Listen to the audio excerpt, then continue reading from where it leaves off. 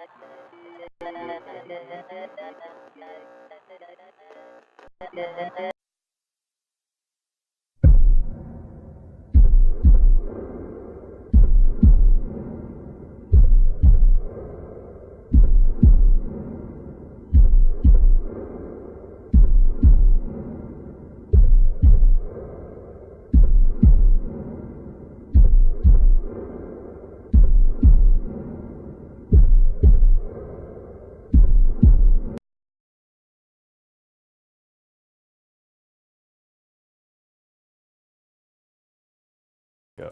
Hi everybody, welcome so much to Do You Believe Tonight on livesci-fi.tv.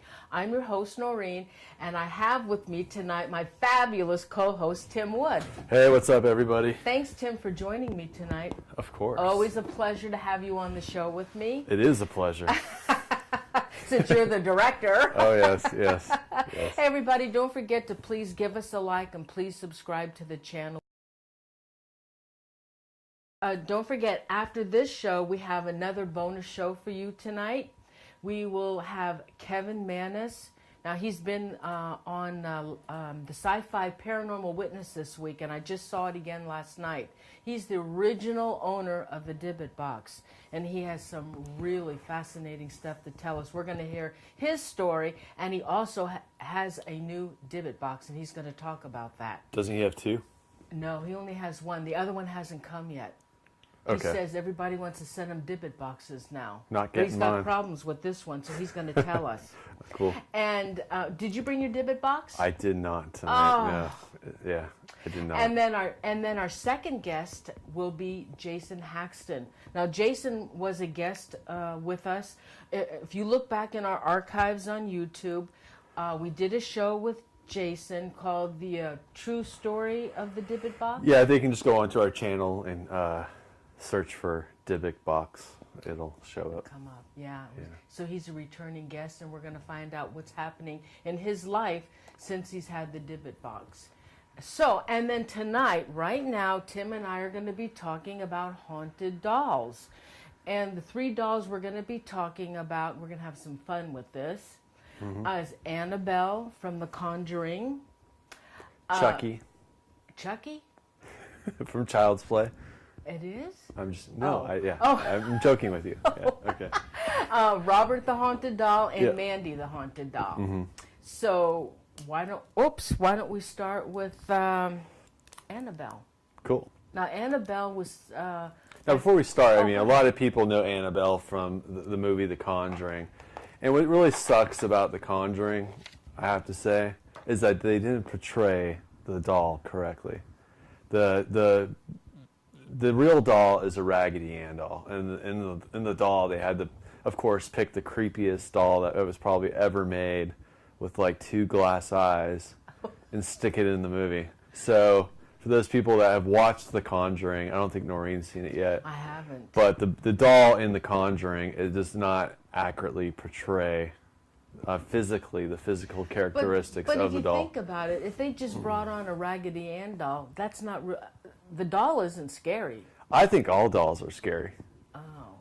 Personally, I always hated dolls, so I forgot to tell that during my regression session last week. But yeah, so I'm going to show a picture really quickly here, and this doll here is not, I repeat, the doll that is at the Warrens' place. Are you showing the one from The Conjuring? I am showing the one from The Conjuring. Because that one's pretty creepy. Yeah, it's pretty. I mean, it fits the part. Creepypasta. Yeah. Yeah, it's pretty creepy.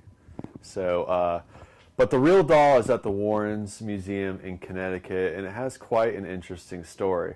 Now, as everyone that has who's been involved in the paranormal for quite some time knows, that with any story, there's probably a lot of fluff involved. So, yeah, I mean, there is no like documented, except for the people's experiences. So there is no that I've seen like real concrete evidence to support these stories, other than just hearsay. Exactly. So, but the doll, for if anybody wants to see it, is at the Warrens Museum in I believe it's in Connecticut. Yes, it's in Connecticut. Yeah. So you want to tell them about the story? Yeah. Okay. So the story starts that a mother in 1970 purchased an antique doll, an antique Raggedy Ann doll, to give to her daughter on her birthday. And her daughter's name is Donna. She was a college student at the time, and she had a roommate, Angie. Now, this doll, they didn't think anything of it. It didn't have anything special. It was just a doll. But the doll seemed to start acting peculiar, and it would start like moving. It wasn't real distinct movements, but it was moving. And so one day, when she went to work, she noticed that the doll was on her bed. And then when she came back, the doll was in the living room. And she couldn't figure that out. How did that alone would really I know. Would really creep me out. And as weeks started to go by, the doll started getting more mobile, more movement. And so after a while, the doll was constantly changing rooms. It just sounds like, to me, I don't know. It just sounds so. It was constantly changing rooms. Yeah. And so then, one time she came home and they found the doll standing up in the room, leaning up against a chair, and its legs were crossed. That would scare the hell out of me. Yeah. So then they have this friend, Lou. Well, Lou saw the doll. Well, also, I think, it started, it would leave messages on parchment paper. But that's later. Okay. You're jumping the point. All right, sorry. Okay, so they had this friend, Lou. Now, Lou saw the doll, and he did not like this doll. He got really creepy feelings from this doll, and he didn't like it. And he thought, well, this doll really looked evil to him. So soon, Donna, this is when they started now, okay, you want to tell your part? They started finding the parchment notes. You already stole my punchline. Oh, okay, then they started finding notes, and it was in parchment paper. And nobody in the apartment owned parchment paper. Right, and what were some of the things that it said? It said, help us or help Lou. Right. I don't know why it would say help Lou. Well, they also, eventually, they contacted a medium. Okay, wait a minute. Okay, so then, I'm sorry, Tim. No, it's all right. Okay, on the parchment paper, though, Yeah. the writing was like illegible, and it was like a little child was writing these notes. And why do you think that was? Because, okay, I'll tell you No, I'm asking you, why do you think that was? Because the spirit was replicating a child.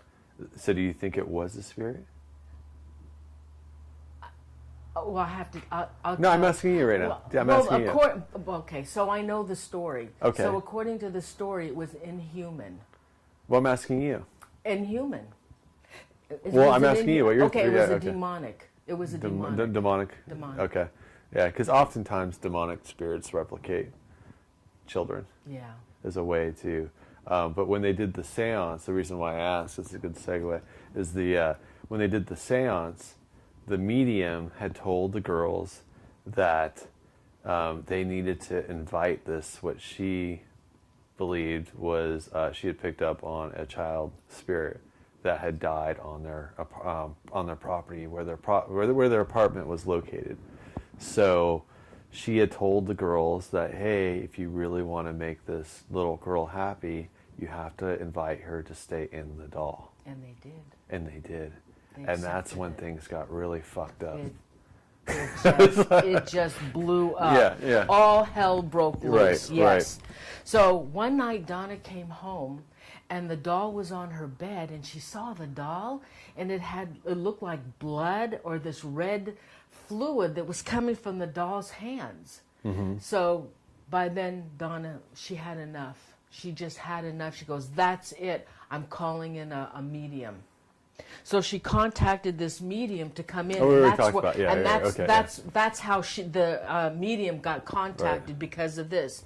And then Donna said, But what were some of the other? Okay, well, like why? So how did the Warrens eventually? Okay, get wait a minute. Yeah. So you're right about the little girl. So what had happened? The medium had told them that before this complex had been built on this land, there was a field, and this little girl, her name was Annabelle. She was 7 years old. Her name was Annabelle Higgins, and she had died on this property. But the thing is, any information about Annabelle could not be found. It couldn't be found. Like so any that other cannot ghost be story. verified. It can't be Okay. verified. So how did our the lovely Warrens get involved Okay, in the case? so then things kept getting worse and weirder in the apartment, and so Donna said, "I'm going to call in a priest." Yeah, Father Hegan. Yep. Hegan. And then Father Hegan got the Warrens involved. Mm-hmm. So they had a meeting with Donna and Angie and Lou, and the Warrens were explaining to them how it could not have been a spirit, that it was an inhuman spirit that was inside of this doll, because human spirits don't do what this doll was doing, like the writings and the movement. And what the doll was doing, it wanted to get recognition from everybody that was in the apartment. And by giving it recognition, you just give it more strength. Yeah, I'm gonna play devil's advocate. What happens if it was a child spirit? I can't answer that because the No, I'm Warrens just asking, like- I don't know. Yeah, poor doll. But supposedly human spirits don't do that. They don't take over an object like a house or a toy or something. Well, I've been told by some sensitives that sometimes human spirits do take over. But how do you know that sensitive is right? How do you know the Warrens are right? That's true. Who knows? Yep. Who knows? Yep. Who knows? We don't know. Yep. So, all right. Well, yeah. So basically, I mean, there are a couple myths and legends too that happened after the fact, after it ended up in the Warrens Museum. well, wait a minute. Well, I mean, you know. But don't you want to hear the rest of the story? Well, you know, we got to cut it kind of, you know, we okay. got to go to Robert. But basically, the doll, they took the doll from, you know, they took the doll from the couple. And No, they did an exorcism on the doll. No, they did an exorcism in the apartment. Oh, I read they did an exorcism on the doll, but No, they don't. But they weren't. But they could not prove that the entity had left the doll. Of course not. So so they So, took the doll and yeah, they put took- it in a glass case, and And then they brought it to their place, and then rumor has it that a couple went to the museum, and they were, I guess, barking at at Annabelle, and they were eventually left the museum. They were kicked out, left the museum, and then the guy who was provoking the doll ended up hitting a tree on his bike. yeah, you were Killing telling himself. me about that. Yeah. But I mean, that's like another story. I mean, the people, the curators at the museum are hell-bent that it was Annabelle that caused the accident, but you never know. exactly. So you have to ask yourself. Do you believe? So, yeah, I mean, you know, all this, I mean, it sucks with the paranormal because, you know, unfortunately, time over time, again, you know, even with the blood that was supposedly on Annabelle, and where is it? Yeah. Well, I always ask, where is it? Show me the blood that because was, it wasn't that long ago. It was in the 70s. No, Why did and- they take a picture? yeah, or take a picture or show us some evidence, and I just have not seen any evidence in there. No, Instead, it's just, there it's just isn't locked any. up in a museum in Connecticut. Yep. So, moving on to museums and things being locked up, let's talk about Robert the doll. Robert the Haunted Doll.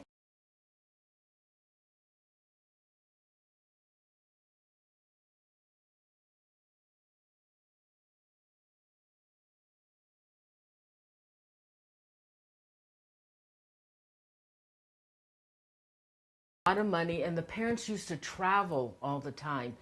And because of their traveling all the time, and Robert was the only child, they hired a servant from the Caribbean.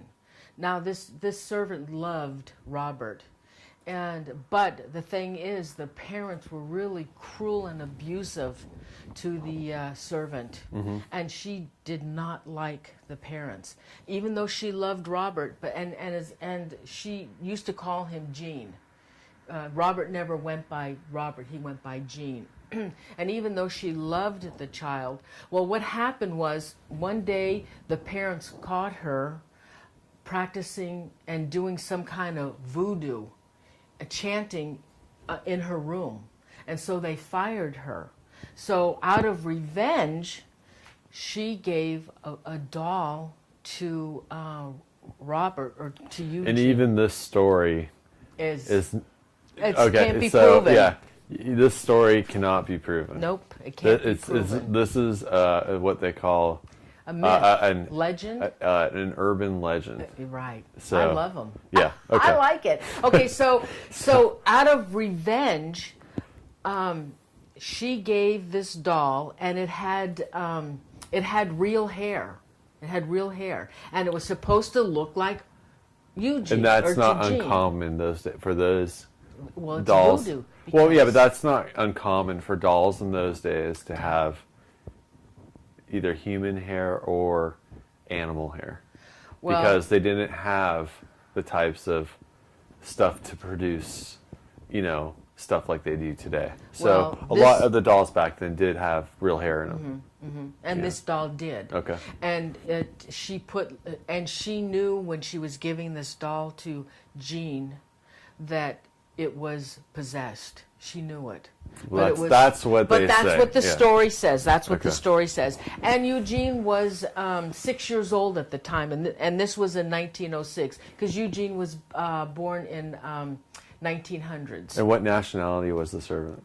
She was from the Caribbean. Okay, so She I'm was just from the saying it's real easy to Caribbean. pin something on, Yeah. Well, and Yeah, she practiced voodoo. Yeah.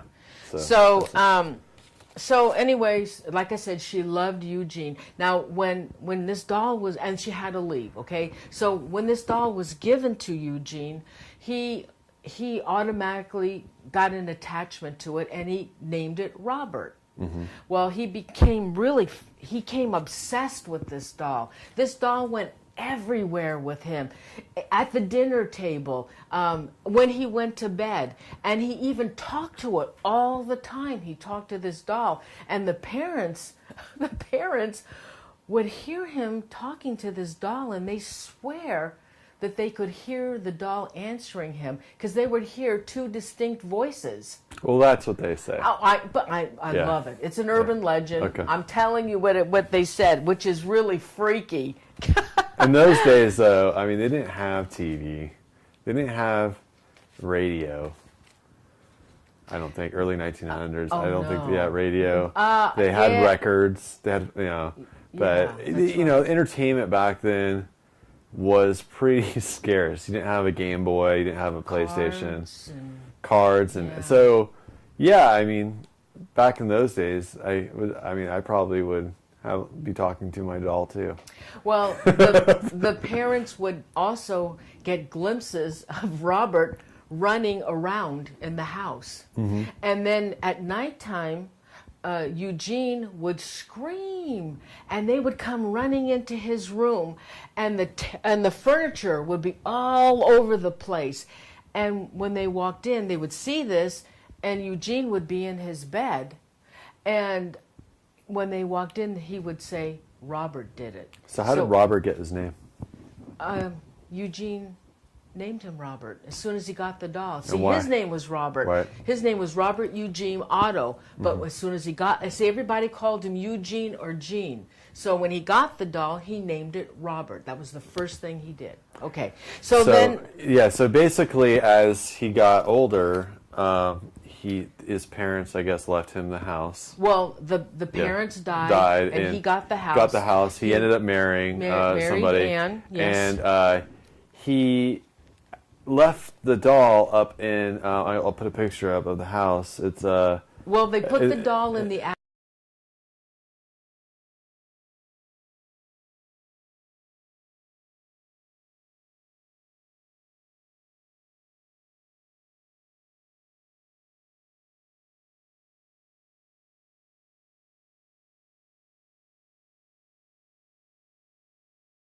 He's so mad because he's in the attic. He wants a room with a view. So that's why they put him in the turret room, so he could sit in front of the window and look out the streets. Okay. And the kids would come by and they would see Robert moving about, and he would glare down at the kids in the street. So, where can Robert be found today? Robert is in Key West, Florida at, oh God, what's the name of that museum, Tim? Like the I think it's like the Post Museum or something. It's in Florida. Yeah, in the Key West.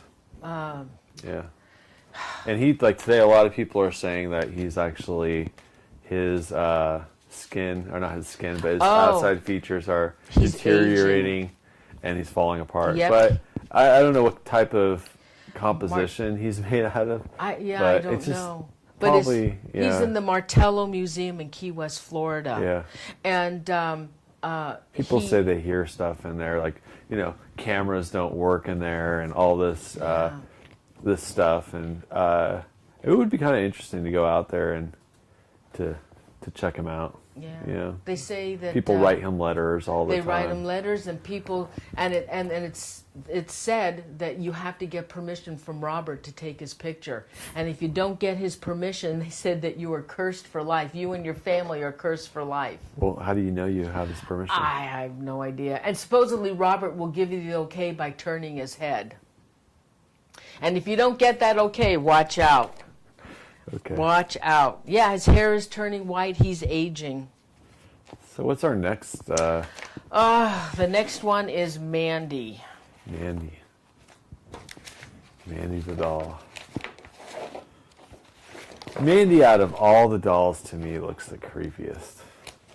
She just looks like she's possessed. If any doll's possessed, I think it's Mandy. Well, there isn't much on Mandy, There really isn't a history or anything. She was donated to the Quinsnell Museum in British Columbia. Mm-hmm. Now, the lady that donated, and it said that the doll is probably about 90 years old. Yep. And she's among at least 30,000 other relics in that room.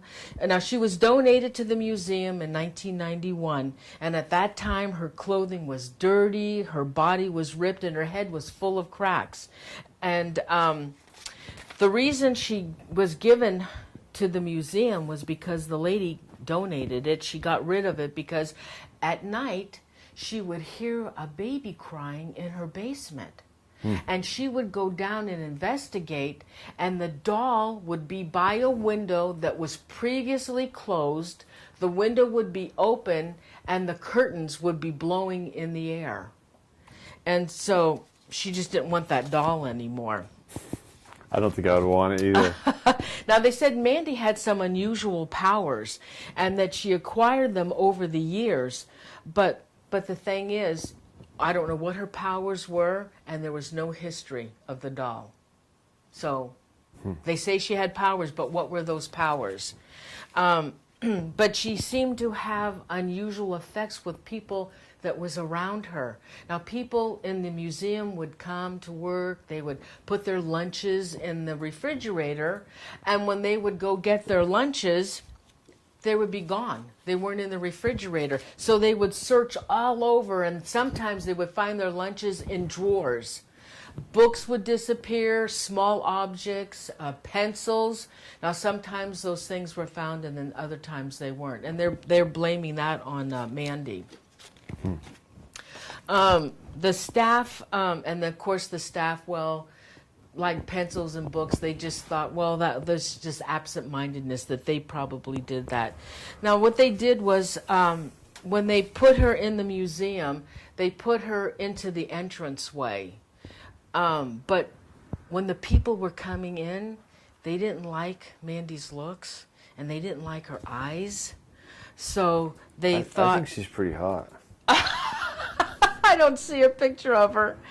And they said that the doll had a sinister smile. So what they did was they eventually moved Mandy to another part of the museum, and they put her in a display case. And what they wanted to do was keep her away from the other dolls because they thought that she would do harm to the other dolls in the museum, which was pretty weird. And now visitors that would come to videotape Mandy, they had the same problem. Problems with their cameras and shutting off and then constantly shutting on. But if they go to another artifact in the museum to take a picture, everything was fine. I think a lot of it is just user error. I mean, I've seen a lot of people how they investigate and how they shoot with their camera at places, and I think a lot of it is user error. I think it would be nice to have them open up some of these items that are supposedly some of the most haunted possessions up to a real, investigation and see what people would actually capture from them. That would be interesting. But I don't think they ever will, because what happens if they brought them to somebody who actually did a real, investigation, some real research on them? I bet you they wouldn't find much. But the stories are fun to hear. Oh yeah, they are. Visitors have said that they've actually seen Mandy wink at them. Now, come on. Yeah. And the staff in the museum will not close up alone. They will not be in there alone. When they close up, somebody has to be with them. Well, too, I mean, it's interesting too because when when you have these objects in a museum and people are coming in and they believe that they are haunted. I think that we had David Weatherly come on a while back, and there is something to a mass group of people thinking that the mere power of thought, and people's thoughts can actually have a collective consciousness, can actually affect objects. Oh yeah. And the way, not only I think the energy around objects, but also can affect people's perceptions and how they perceive things. So things that they wouldn't normally notice, they suddenly are picking up on. So, it would be interesting though to have some of these items more carefully looked at instead of locked up in dark corners of a museum. And I know. I know. So wouldn't you love to do a ghost box around those? I would love to take it home and sleep with it. I know. Set up a security camera. No, I'm just kidding, and see what happens. Oh no, you're not kidding. Yeah, and it would be fun. It would be, but set up some equipment around it and see if there are any environmental anomalies that actually take place. Yeah.